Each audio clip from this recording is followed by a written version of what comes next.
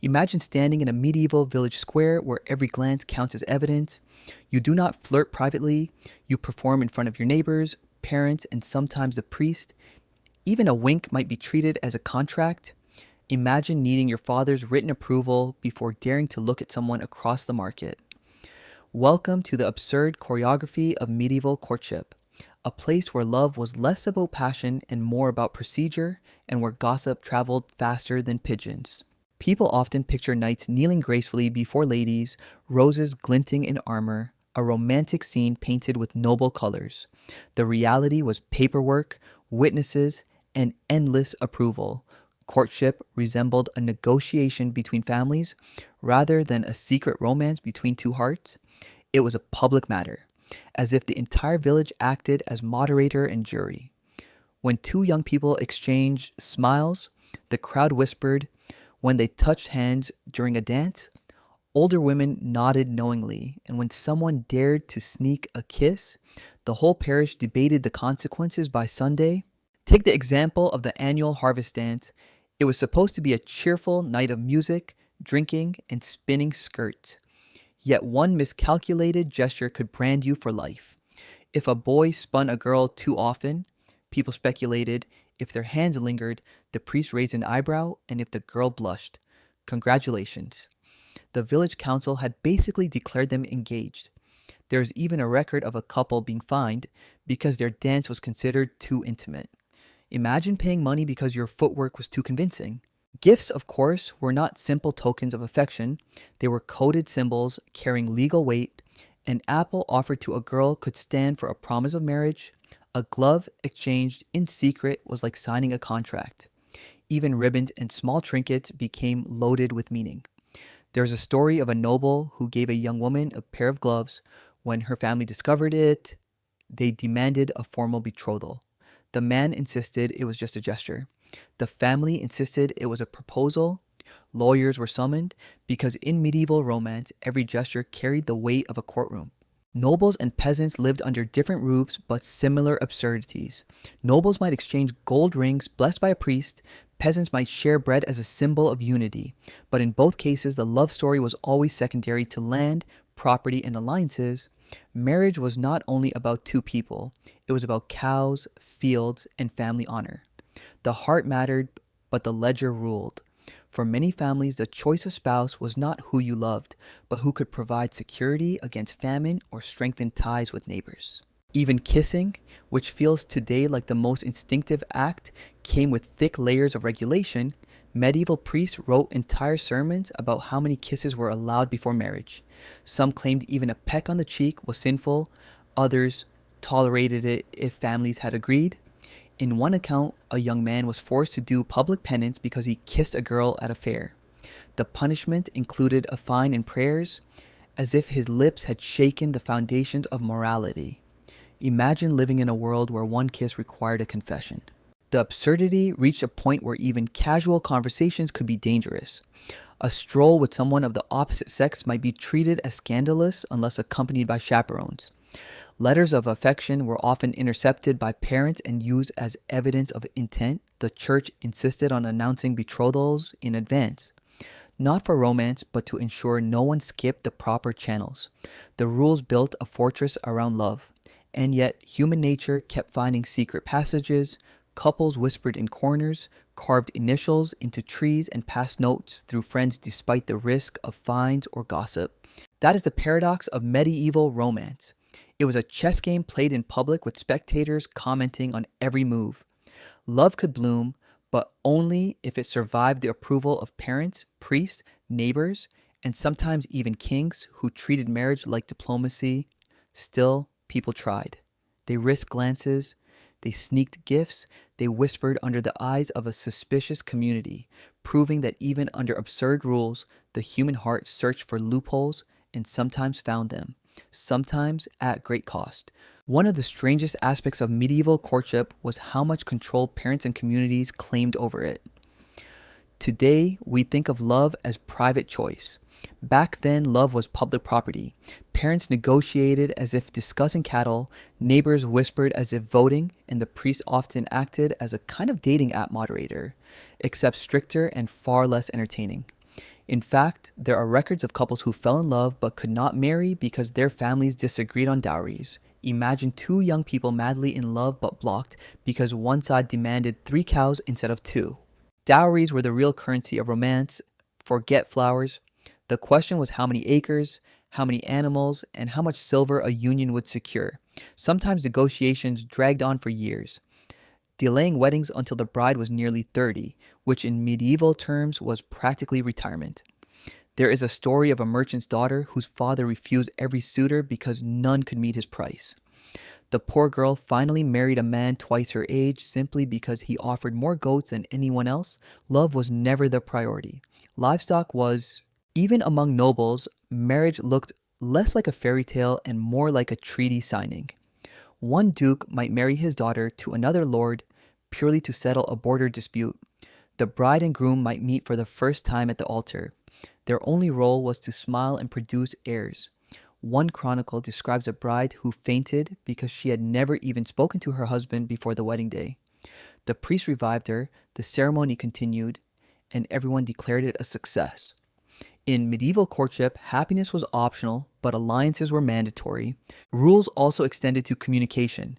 Writing love letters could be dangerous, not only because literacy was rare, but also because letters might be intercepted and read aloud in public. There is a famous case where a young knight's letter was seized by the girl's father. He had written something poetic about eternal love. The father treated it as a legally binding contract. Lawyers were summoned, and the poor knight was forced into a marriage. He had not planned to finalize so quickly. Moral of the story, be careful with metaphors when the law treats them as contracts. Chaperones made sure that even innocent meetings were monitored. A young couple might want to walk together after Mass, but they were never alone. A cousin or servant followed behind like a watchdog.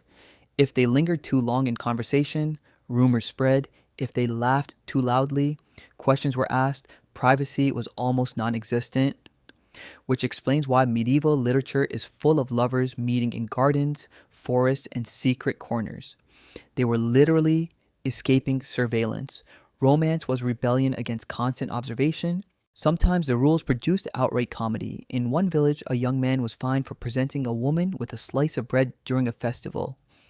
The act was interpreted as a formal engagement. When he protested that he was just being polite, the community insisted that bread was symbolic of sharing life. He ended up paying a fine and marrying someone else the following year. In another case, a woman returned a gift of apples to a suitor, which was considered a rejection so public that he left the town in shame. Clearly, fruit was more than food. It was a legal document. Even weddings themselves could feel absurd. Announcements were read in church weeks in advance to allow anyone to object. If someone believed the couple was related, or if there were debts unpaid, or even if gossip suggested an earlier promise, the wedding could be canceled. One story tells of a man who objected at the last moment, claiming the groom had once promised to marry his sister. The priest stopped the wedding, an investigation followed, and it turned into a full-scale legal battle. Imagine your wedding ceremony turning into a medieval courtroom drama. Despite all the restrictions, people found creative ways to bend the rules.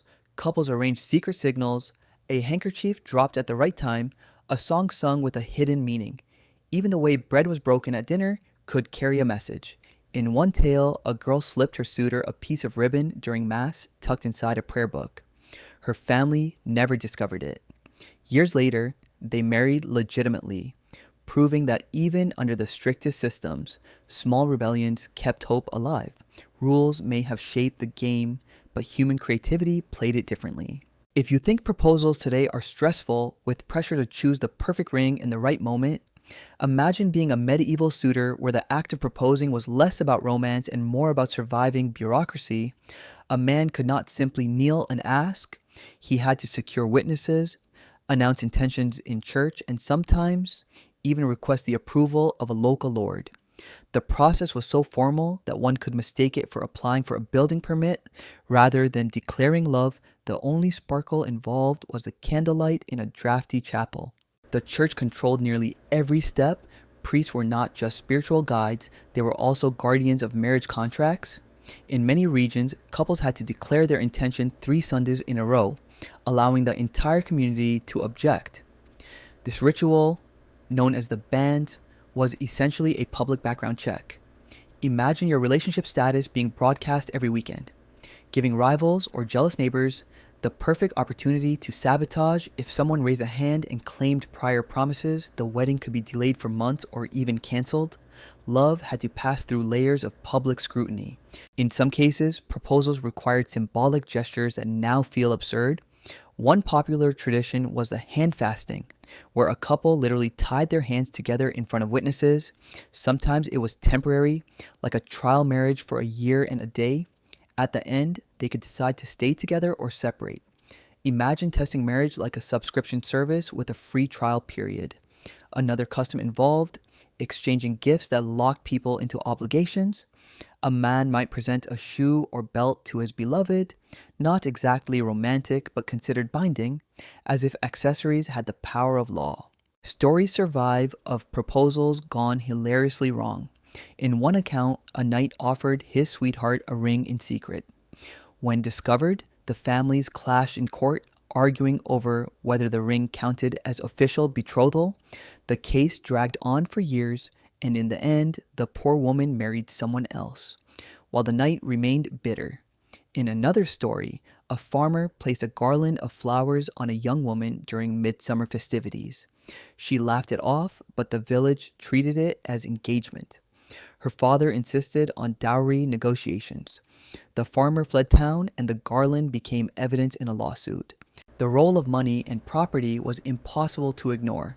Many betrothals resembled business deals. Contracts listed livestock, land, or even tools promised as part of the union. One preserved document describes a man pledging not only his fields, but also the future offspring of his oxen. Imagine starting a marriage with paperwork about cows yet to be born. In another case, a groom's promise to deliver barrels of wine was legally binding, and when he failed, the marriage was annulled. Clearly, love was fragile, but contracts about alcohol and animals were not.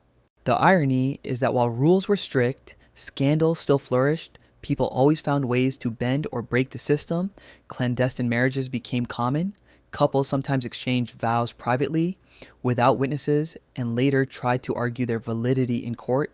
The church disapproved, yet often accepted them. If evidence existed, one notorious case tells of two lovers who swore vows in a barn with only a cow as witness. Years later, when inheritance was at stake, the cow's presence was cited as proof of the union. Medieval romance was nothing if not creative in its absurdity. Of course, none of these customs prevented jealousy and rivalry. Competition among suitors could turn vicious. Tournaments were sometimes used as stages for showing devotion. A knight might dedicate a joust to his lady, placing her favor on his lance. It sounds romantic until you remember broken bones were involved. One story describes a joust where two suitors fought so fiercely that both ended up unconscious. The lady in question married a third man who had not even competed, proving once again that medieval love stories rarely followed logic, but they always followed spectacle. By the end of it all, proposals in the Middle Ages reveal less about love and more about power. Every handshake, garland, or trinket came wrapped in layers of meaning. Families bargained, priests judged, and neighbors gossiped. Marriage was never only between two individuals. It was a community project managed with rules, rituals, and endless negotiation. Yet despite the restrictions, people still risked the process because under the weight of contracts and cows, the simple desire to choose and to be chosen still flickered, stubborn and human. Once the proposal hurdles were cleared, the real circus began. Medieval weddings were not short affairs with champagne and a dance floor. They were marathons of ritual, law, and spectacle. A ceremony could stretch for several days, involving parades, endless feasts, and religious obligations that seemed designed to test everyone's patience.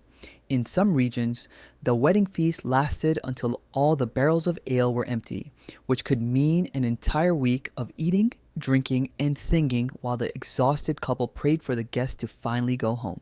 The church held center stage during these events. Every marriage required a priest's blessing. Without it, the union was considered invalid. Yet the ritual was less about blessing love and more about maintaining social order. Priests meticulously recorded marriages in parish books, turning romance into paperwork. One chronicle describes a wedding where the priest spent more time lecturing the groom about paying tithes than about fidelity. The bride stood silently, the guests nodded solemnly, and everyone knew the sermon was not about her happiness, but about taxes and obedience. Customs varied wildly across Europe. In France, it was common to hold a charivari, a noisy parade where villagers banged pots and shouted jokes outside the couple's house. The idea was to embarrass them into fertility. In parts of Germany, newlyweds had to make their bed while drunk guests sang bawdy songs and inspected the sheets. In England, a ritual called bedding involved escorting the couple to their chamber with torches and laughter. Privacy was a luxury the Middle Ages simply refused to grant. Marriage was a community event down to the last detail. Some traditions were downright comedic.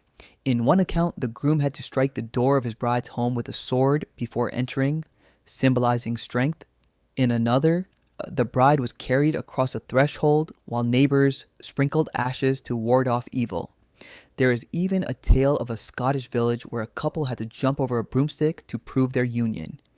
Imagine spending months negotiating cows and silver only to seal the deal with a piece of household cleaning equipment.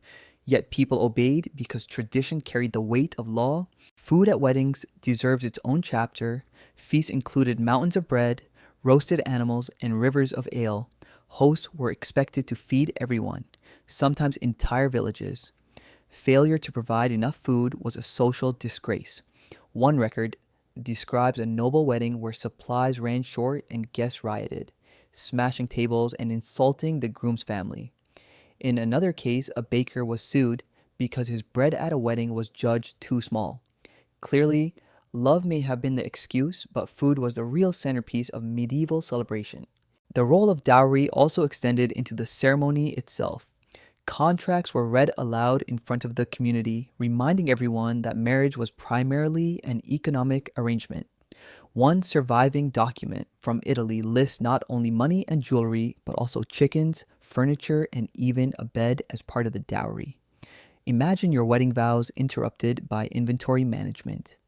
Yet this was the medieval reality. Romance stood politely in the corner while property was negotiated in the open. Of course, beneath the spectacle lay tensions.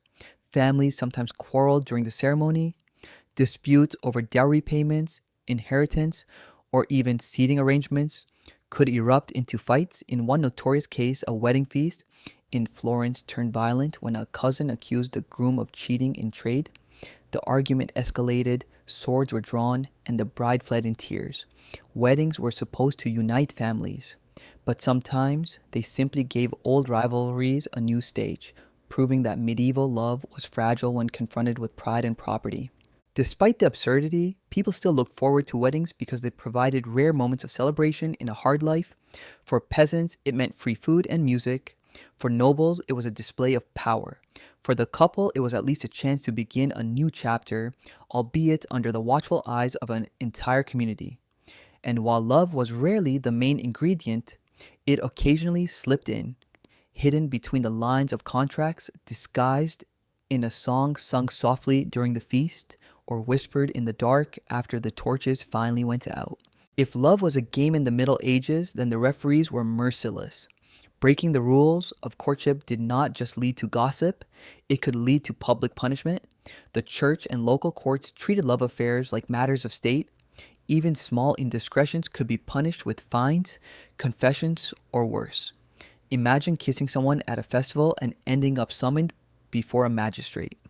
Romance was not only dangerous for the heart, it was hazardous for your legal record. One of the most peculiar practices was trial by oath. If someone claimed a man had promised marriage, he could be dragged into court to swear whether it was true. But he was not alone. He had to bring a group of friends and neighbors who swore alongside him. Imagine convincing 12 people to vouch that you never proposed. It was less about truth and more about social reputation. If your neighbors did not like you, you might end up married against your will simply because no one would swear on your behalf. Sometimes animals even enter the stage. Records exist of pigs, goats, and even roosters put on trial for disrupting marriages or symbolizing sinful behavior. In one case, a rooster was accused of crowing during a wedding ceremony and causing bad luck. The bird was paraded before the community and symbolically punished. Clearly, medieval people loved turning daily inconveniences into moral lessons. The poor rooster became a scapegoat for an unhappy marriage before it had even begun. Punishments could be humiliating. Couples caught in secret relationships might be paraded through town wearing ridiculous costumes, sometimes with paper crowns or wooden shackles. In Germany, there was a custom called the Charivari, where noisy parades mocked people who broke social norms. Imagine being serenaded by pots and pans, not because of love, but because of scandal. One story tells of a widow who married too quickly after her husband's death. The villagers staged a mock parade outside her house, complete with songs comparing her to a fox. Medieval humor was rarely subtle. Adultery, of course, was treated with even harsher consequences. Nobles might face political disgrace, peasants could face whippings or fines, but interestingly, the punishments often fell more heavily on women than men. One court record describes a woman being forced to walk barefoot through the village holding a stone as penance. While her partner escaped with a small fine, it was a system that judged not only love, but gender, enforcing double standards that seem absurdly unfair, even by medieval standards. Then there were the strange bans on marriage across certain days or seasons. The church forbade weddings during Lent and Advent, claiming it was inappropriate to celebrate during holy times. Imagine planning your wedding only to be told the calendar disapproved. In one case, a couple secretly married during Lent and were forced to pay heavy fines. The irony is that the church later allowed grand feasts during the same season, as long as donations were made, so love was restricted unless it paid for itself, which feels suspiciously modern.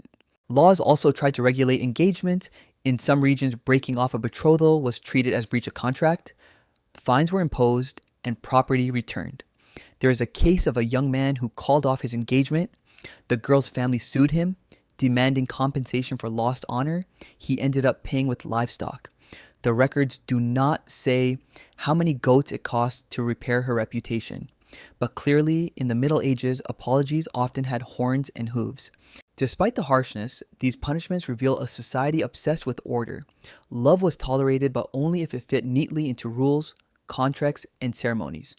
Yet the very existence of scandals, trials, and punishments shows that people constantly broke the rules. Desire proved stronger than law, and so the Middle Ages produced an endless cycle: rules written, rules broken, punishments invented, and stories told. A pattern as human as it is absurd, and one that makes medieval courtship both ridiculous and strangely familiar. One of the strangest legal quirks of medieval romance was the concept of verbum de futuro, a spoken promise of marriage considered legally binding. If a man told a woman he would marry her and there were witnesses, the court could force him to follow through, even if he later changed his mind. Imagine your offhand comment after a glass of ale being treated as a lifelong contract. One record describes a man jokingly proposing at a fair. The woman's family took him seriously, and months later he stood before a judge defending his drunken words. Even stranger were the annulments. Marriages could be dissolved not only for infidelity, but for bizarre technicalities. In one case, a union was annulled because the groom had been baptized with the wrong formula.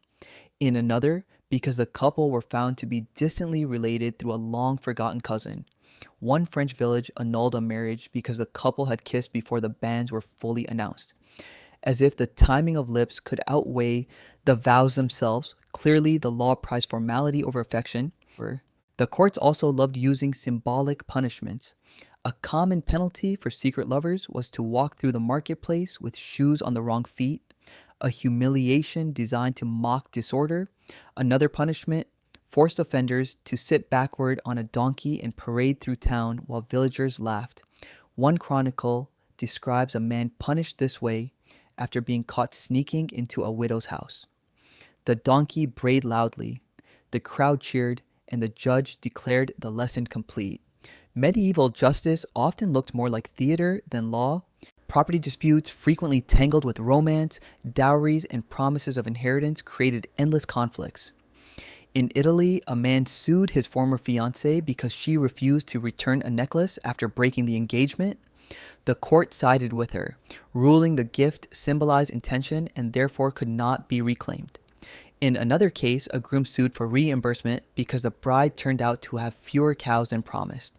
The court awarded him compensation, which makes medieval love stories sound suspiciously like agricultural lawsuits. At times, the church intervened with unusual severity. Clergy condemned clandestine marriages but also tolerated them if convenient. One bishop in England fined a couple heavily for marrying without witnesses, then pocketed part of the dowry as penance. Another story tells of priests declaring a marriage void because it took place in the wrong building, as if the holy union expired outside certain walls. The couple remarried inside the proper church, and the same priest collected a second fee. Medieval religion was piety mixed with bureaucracy.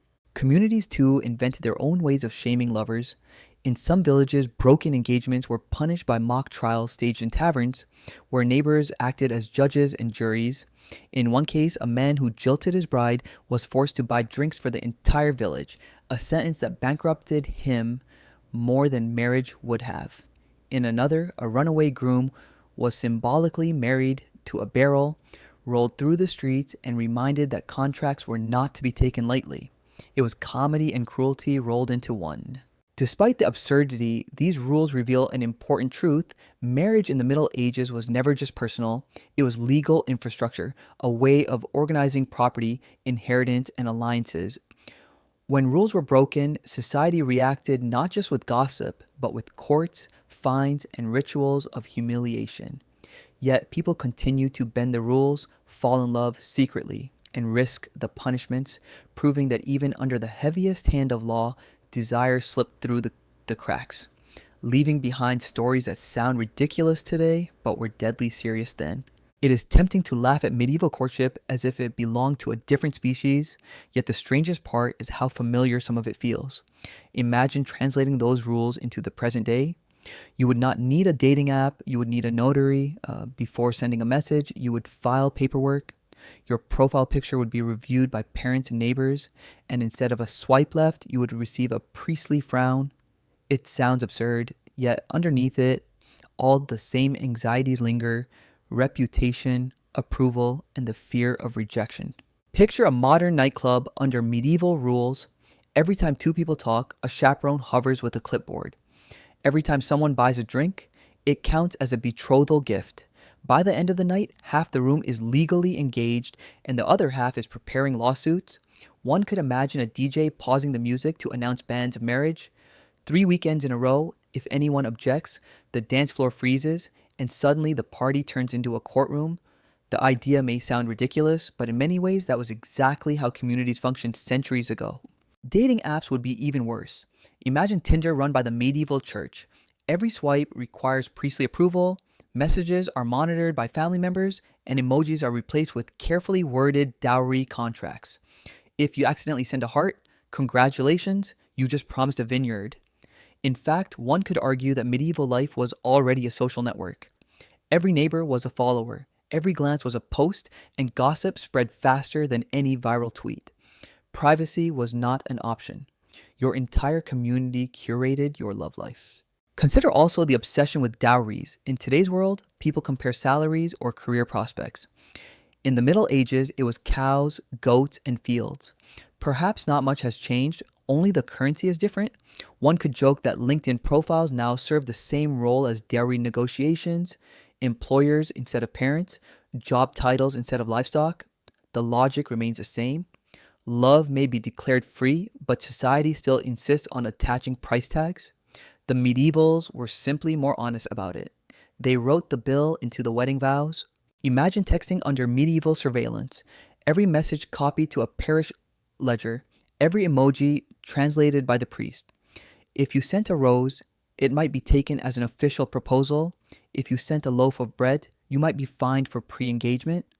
And if you dare to send a kiss emoji, be prepared for public penance. One could even imagine priests preaching against the overuse of hearts, claiming it weakened moral discipline. The more we laugh at these parallels, the more we realize that the instinct to regulate love has never gone away. There is also the obsession with public approval. In the Middle Ages, you needed a crowd to witness affection. Today, people broadcast relationships on social media, anniversaries, proposals, weddings, all displayed for likes and comments. One could argue that medieval banns of marriage were simply the Facebook status of their age, posted every Sunday in church instead of online. Both serve the same purpose, to confirm legitimacy and invite objections. Both remind us that love is rarely private. It is always staged for an audience, whether in pews or on screens. Yet the most striking similarity is resistance. Just as couples in the Middle Ages found loopholes, carving initials into trees or slipping ribbons at Mass, couples today find ways to keep parts of their love private. Secret chats, hidden photos, or simply unspoken promises. Rules may change, technology may evolve, but the human urge to create small sanctuaries of intimacy remains constant. It is a reminder that behind every system of surveillance and control, the heart still insists on being unruly, stubborn, and occasionally reckless. So, in the end, comparing medieval and modern romance is less about mocking the past and more about recognizing patterns. The costumes change, the technologies shift, but the anxieties remain. Families worry about alliances, communities gossip, institutions demand order, and lovers try to slip past all of it. Whether in a candlelit hall or under neon lights, the story is the same. Desire negotiates with rules, sometimes bending, sometimes breaking, but always surviving. Love may not have been free, but it has always been inventive. If knights had smartphones, the Middle Ages would have looked suspiciously like our own. Tournaments would be live streamed with shaky footage and bad angles. Every land strike replayed as if it were a penalty kick, and suitors would post heroic selfies in dented armor with captions like "fighting for her honor." Imagine a squire frantically trying to get better signal on a castle wall just to update his lord's status. And instead of roses, ladies might send likes, proving once again that technology only changes the costume, not the script. And TikTok in the 14th century would have been chaos. Peasants recording dance challenges in muddy fields, monks posting solemn chants that accidentally go viral, and knights showing off their sword tricks with medieval filters. Gossip would spread faster than ever. The charivari, once confined to noisy pots outside a couple's house, would now trend as a hashtag. Imagine a bride waking up to discover her wedding mocked by strangers across 3 kingdoms. Medieval shame amplified into continental entertainment. Proof that ridicule has always found a bigger audience when given a platform. Love letters would not vanish. They would just migrate to awkward voice notes instead of ink and parchment. Lovers would send whispered confessions recorded on clumsy devices. Of course, these messages would still be intercepted, except now by curious siblings scrolling through borrowed phones. One could imagine a priest lecturing from the pulpit about the dangers of emojis, warning that the heart symbol carries the weight of betrothal, while villagers nod gravely as if he has uncovered the devil himself hiding in punctuation. Even matchmaking would be transformed but not improved. Instead of family negotiations in candlelit halls, parents would create dating profiles for their children, carefully listing assets, acreage, and social connections. Swiping would not be about beauty, but about how many goats came with the alliance. One could picture a medieval mother bragging online that her daughter's dowry included 2 vineyards and a silver cup. Suitors would swipe right faster than falcons dive. Romance digitized into property management with better fonts. The church would of course attempt to control it all, priests demanding access to direct messages, bans of marriage posted as public announcements in group chats, and confessions taken by app. Imagine a bishop banning weddings during Lent by sending push notifications. Sinners would be muted rather than excommunicated. One might even see indulgences offered as in-app purchases, proving that wherever people gather, institutions find ways to monetize morality. The more we laugh, the more familiar it feels. But beyond the humor lies the same dynamic. Reputation mattered then and it matters now. A rumor whispered in a marketplace could destroy a match, just as a viral post can ruin someone today. One story tells of a young woman who was accused of laughing too freely at a festival. The village treated it as indecent. If social media had existed, her laughter would have been a meme, retweeted, judged, and misinterpreted beyond repair. Medieval courtship was not less cruel than modern dating. It was simply slower. The striking thing about these comparisons is not how far we have come, but how little has changed. whether through gossip whispered by neighbors or posts shared across networks. Love remains a performance under watchful eyes. Lovers hide messages, families negotiate terms, communities pass judgment, and individuals try to carve out private spaces. What once took months of rumor now takes minutes of trending. But the logic is the same. Human hearts crave intimacy while societies demand oversight. So when we imagine knights on smartphones and peasants on TikTok, it is not only comedy, it is recognition. The costumes have changed, the tools have evolved, but the choreography persists. Desire announced, regulated, mocked, and reinvented. Love has always been both public and private, fragile yet stubborn, whether on parchment or on a screen, whether in a crowded marketplace or a noisy feed. The same story plays again and again, people trying to love under rules and finding loopholes with laughter. By now, it should be clear that medieval courtship was not simply romance, it was theater, courtroom, and community festival rolled into one. Every glance monitored, every gift coded, every promise treated as potential evidence. Imagine trying to fall in love with the entire village acting as jury. Sometimes it feels miraculous that anyone married for affection at all. Yet people did, slipping through rules with whispered vows and secret gestures, proving that human stubbornness is the most consistent force in history. The rituals were endless. Dances turned into declarations, apples into contracts, kisses into sins, and weddings into week-long carnivals of food, law, and family bargaining. Punishments turned love into comedy. Donkeys paraded with backwards riders. Pots and pans clanged outside houses, and lawsuits erupted over cows and dowries. The absurdity is undeniable, yet the more we laugh, the more we recognize echoes in modern life. We too broadcast our love, face judgment, and negotiate contracts. Only now the contracts involve mortgages instead of goats. Think of the similarities. Medieval bands read aloud in church 3 Sundays in a row. Today, we post relationship updates for all to see. Medieval trials about promises. Today, screenshots are dragged into court. Medieval gossip whispered in markets. Today, memes spread in seconds. The pattern is unbroken. Only the speed and costume have changed. The idea that love belongs to the couple alone is a modern illusion. The past whispers otherwise, reminding us that love has always been a public performance with private consequences. And yet behind the absurdity lies something admirable, the desire to formalize love, to give it weight, to protect it from vanishing like a rumor. Every rule, however strange, was an attempt to make promises last, to turn fleeting affection into enduring alliance. Of course, it often backfired, producing more comedy than certainty. But the effort reveals a truth. Societies fear love's unpredictability, and so they surround it with rituals, paperwork, and sometimes roosters on trial, anything to tame what refuses to be tamed. Still, the human heart proved unruly. Couples carved initials into trees, exchanged ribbons in churches, or whispered vows in barns. Even under the heaviest weight of law, people sought loopholes. What is striking is not that they succeeded, but that they even tried. It shows how powerful desire is, strong enough to bend traditions, risk punishment, and survive ridicule. In the end, these stories are less about rules and more about rebellion. The quiet insistence that affection deserves space even when crowded by contracts and cows. The great twist of medieval courtship is that it never really disappeared. The costumes changed, but the logic survived.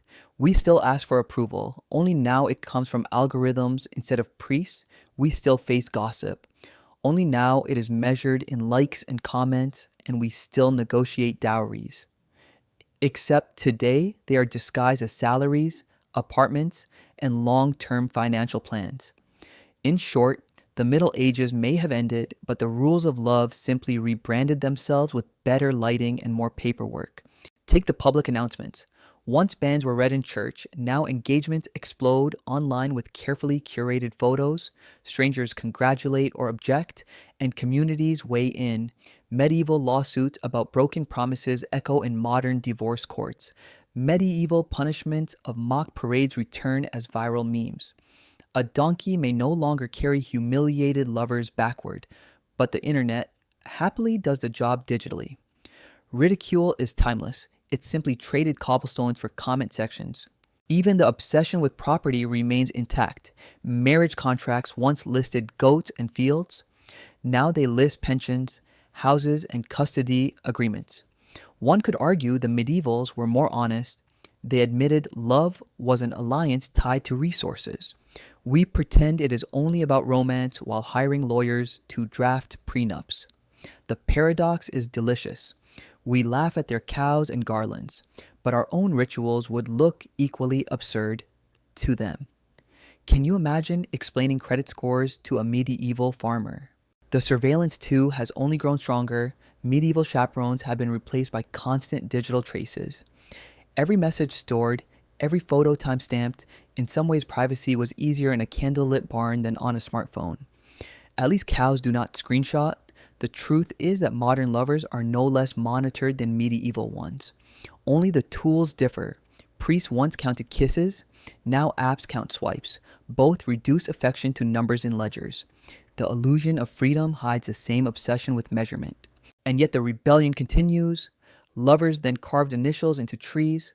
Lovers now create secret chats or hide stories from certain viewers. Desire still finds loopholes. The rules adapt. The games persist. And affection insists on surviving. This is the ultimate punchline. The very thing society tries to control is the very thing it cannot kill. Medieval rules may have mocked romance, but they also kept it alive, giving lovers something to resist. Without resistance, the stories would vanish, and stories are the true legacy of love. So perhaps the real lesson is that we should not mock medieval courtship too quickly. Yes, it was absurd. Yes, it was over-regulated, but it was also strangely familiar. Love has always been a negotiation between freedom and control, passion and paperwork, laughter and law. The details change, but the dance is eternal.